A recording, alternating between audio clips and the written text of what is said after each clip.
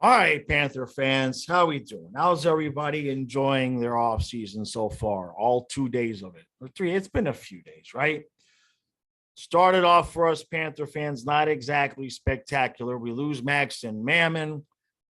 He goes back to Russia, and you really got to want to be there right now. So we have to assume that whether or not the Panthers wanted him or not, that's where he wanted to go. And then yesterday, of course, the Anthony Duclair news broke about injured his Achilles tendon. Now, we don't have the specific details. In the video I made yesterday, I worked under the assumption of, let's just say 6 months. And a few people have said, well, they've heard 2 to 4 months, 2 to 4 months. My concern with Duclair is 95% of his game is that burst of speed that he has. All right. He's got a nice shot, but let's be honest, without that burst of speed, Anthony Duclair is kind of just a guy. So while there may be instances where guys can come back after 4 months and work themselves back into shape, I'm not necessarily sold that that's going to be the case with him. Just call it a gut feeling. And the last time I had a gut feeling about an injury, I had the Barkov injury, correct. Was it Barkov? I believe it was Barkov. Yeah.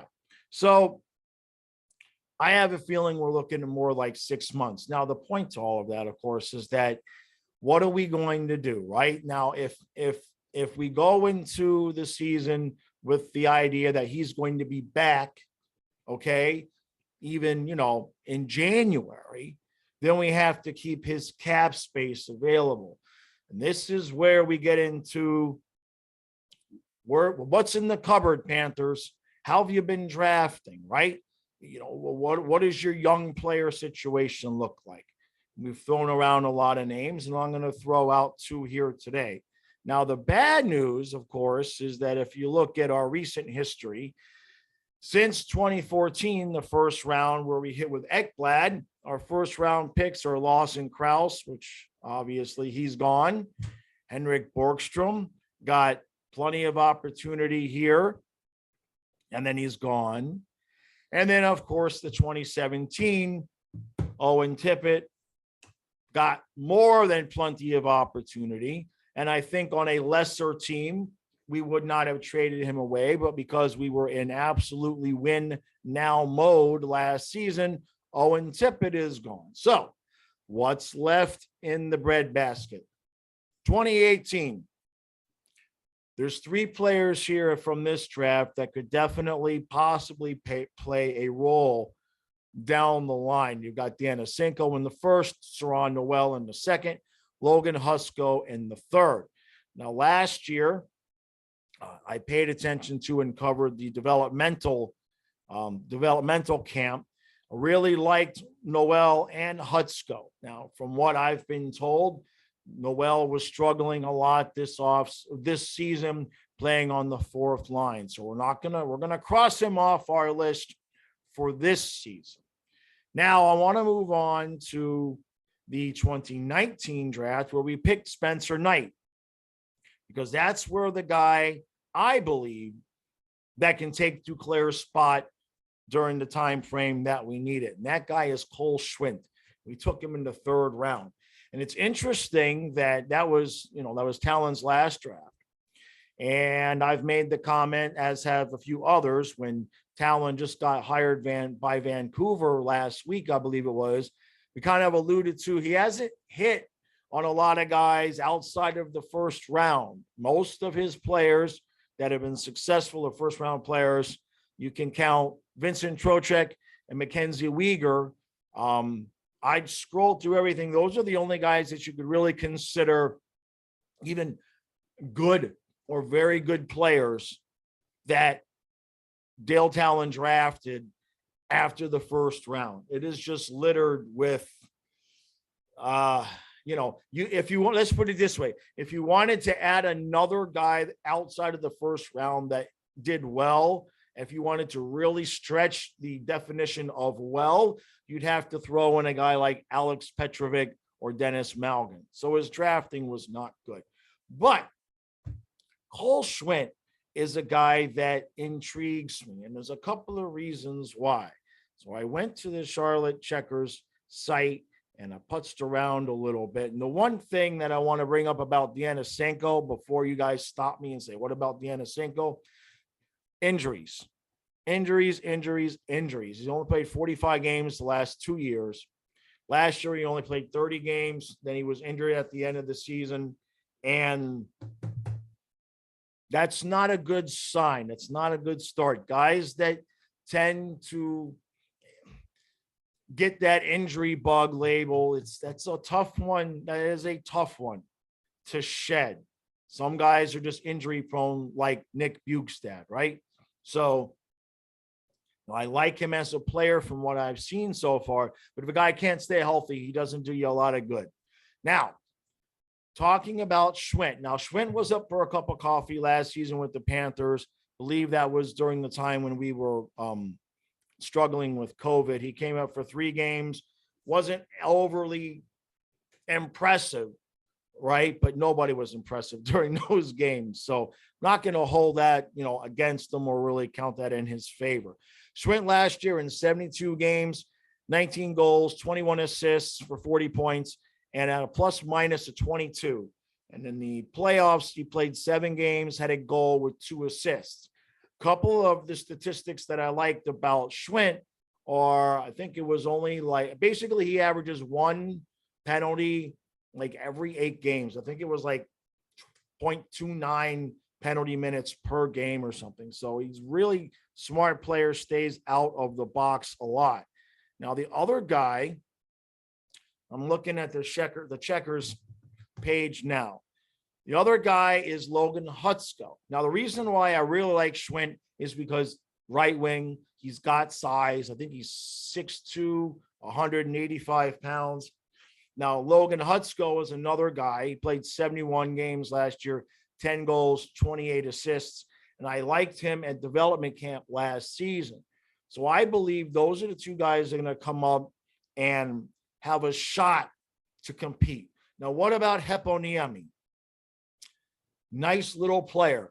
And when I mean little, let's put this into some perspective here. I am by no stretch of the imagination anything more than just the average size when it comes to my build. I'm not huge. I was a bodybuilder when I was younger, but now I'm just your average. I'm 5'6", 177 pounds. The point is Heponiemi only weighs 155 pounds per his, per the Checkers page. So I outweigh him by 20 something pounds, and I'm not a big guy. So we've seen him come up before. We've seen him on the ice. He's small. He's really small. And what is his height? I think it's 5'9", 155. Let me look at this. Let me see. Yeah. 5'9", 155 pounds, and he shoots left, and he's a lefty. So that's not really going to help us in terms of replacing Duclair. So the guy I really like is Schwint. I think Schwint, Hutsko, you'll see one of those guys make the team next year.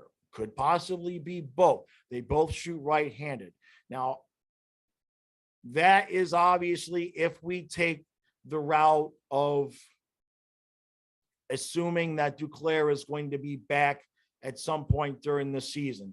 And like I said, the video I did yesterday, I alluded to, and I did the video from the point of view that he'd be out for the entire season because of cap constraints. Because if we don't have one of these younger kids come up and take his place for however many months he's going to be out, it's $3 million in cap. If you can't bring them back. If you go and you go up, if you replace him with a veteran player, and you don't save the cap space, you're not going to be able to bring him up during the middle of the season if he's ready, or you're going to have to make a move with somebody. So I believe the smart thing, and this needed to happen anyway, before Duclair got hurt, we knew we need good young talent on this team. You can't just completely constantly fill the team with veteran guys and guys that you go out and get elsewhere. And that is why I said it. I must have said it 1,000 times last year. That is why Owen Tippett got so many chances. First round pick. And the season before, he looked like he was developing into what you could at least consider a consistent top 6, if not top 9 guy. Now, last year he struggled. I think he'll still develop into a top, a second or a third line player. I think somewhere in there is probably his ceiling, but he needs to be in a situation with a team that can wait on his development. Now, we were not in that situation last year. Last year, we obviously were in win now mode. I don't necessarily think it's too different now. The only problem is now we've really, we gave up. We don't have a first round draft pick until I'm like 85 years old. I mean, we've just really, we've put ourselves in a position now where some of these guys have to pan out. Denisenko, Heponiemi, Saran Noel, Hutsko, Schwinn. That's 5 guys off the top of my head.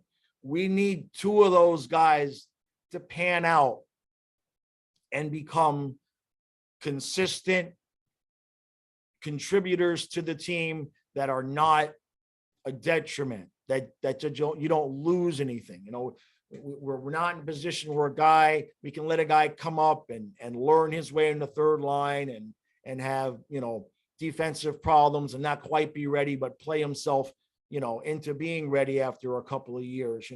We don't really have the ability to do like with what we did with Trocheck, where we moved him around and he was in and out of the lineup, and we weren't, it took Trocheck a little bit of time for him to become the player that he became for us.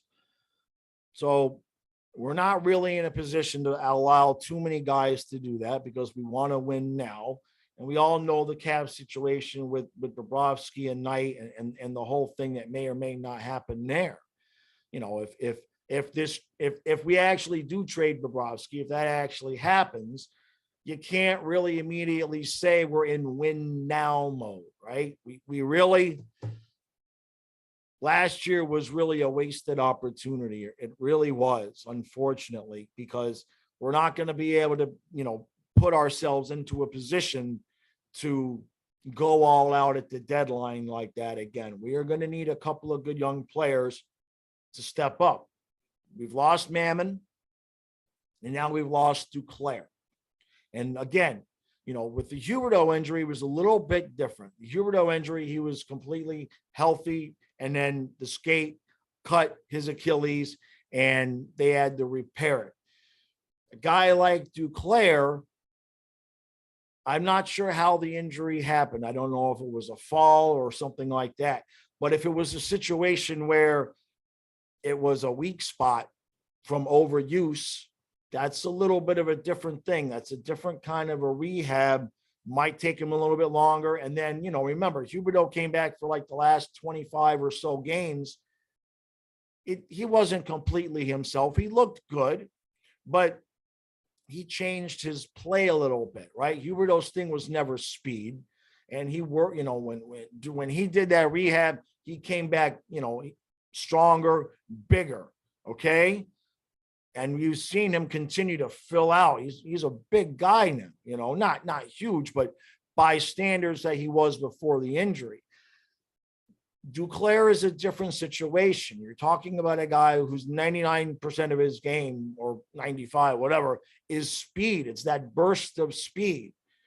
So if he comes back after month 4, but it takes him 3 months to get his speed back up, a lot of times Achilles takes almost a full year to really come back to where you were. And that's why I was suggesting keeping him out for the entire season.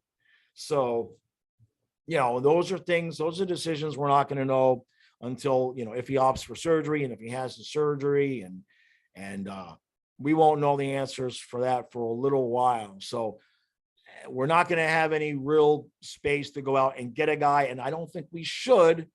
I think we've got to replace him with somebody in-house, and we have to start getting better at drafting in the later rounds, just drafting after the first round. Now, after, like I said, Spencer Knight, that 19 draft was Talon's last draft. The 2020 draft, obviously it's early to start looking at guys. All right. We know Lundell, obviously we know what he's fixing to turn into.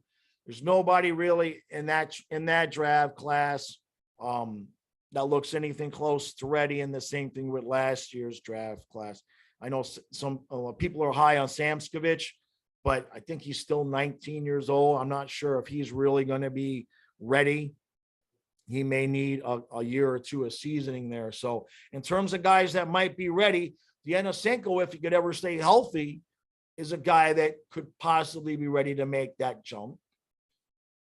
Hutsko and Schwint. Those are the two guys. I'm really looking forward to development camp this year, to be honest with you. Last year was the first time I covered it. I'm really looking forward to it this year because it's important now. It is absolutely imperative that we start getting some of our guys to come up. Look at the core, Huberdeau, Barkov, Ekblad, okay? This is all guys we drafted, right?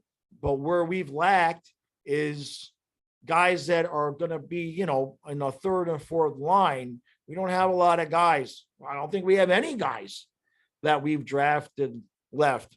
Luosterainen, I think that we got him in the Trocheck trade. So, I don't mind trading assets for other players, but we're done trading picks. We've got to be done trading picks away to try to get better. We need some of our picks to start panning out. And now we're really under the 8 ball with this Duclair injury. So it's got to happen. And, we know we're not winning the President's Trophy next year. This team in the regular season, there's going to be a step back next year. Do not fool yourself. All right. We're going to make the playoffs. I still feel like we'll be in the top 3 of this division. You don't know if Tampa's going to fall off or reload. I mean, when I say fall off, I mean become the wild card. But the disparity, like we've talked about, the disparity between the top 8 in the East and the rest of the teams is so big. I've seen a few people mentioning they're a little bit concerned the Panthers won't make the playoffs. The only reason this team would not make the playoffs is if they actually make the Bobrovsky trade. We put Spencer Knight in net and he's not ready. That to me is like the only way that this team would miss the playoffs. So, all right. That was it, short and sweet. I just wanted to touch on that because I've been thinking about it. And I know a lot of people, including myself, have mentioned Denisenko, but a lot of there's some people at the live stream, some of you guys keep up with the AHL a little bit better than I do. And whenever we mention Denisenko, he's hurt. So that's not a good sign, right? So if he's not going to pan out, we're going to need somebody to do it. I'm calling Schwint. And I like it. That's a hockey player name too, right? Logan Hutsko, that's like a 4th line. But Cole Schwint, that's a guy you can pop into the 2nd line and he fits. All right, appreciate all the support. Might be a lot. Keep an eye on the community post. Might have a live stream coming Saturday night. It's possible that I'm going to be doing that. I said I was still going to have 1 or 2 a week. We haven't had anything this week since the last game. So right now, just count on it. Tentatively, Saturday night, 7:00 live stream, and we'll just talk Panthers and hockey and fishing. Yeah, we'll talk some fishing too. All right, guys. We will see you, Fluffy. Fluffy can hear me closing up the video. He's getting up to walk out of the room. Now he knows when I'm closing up the video.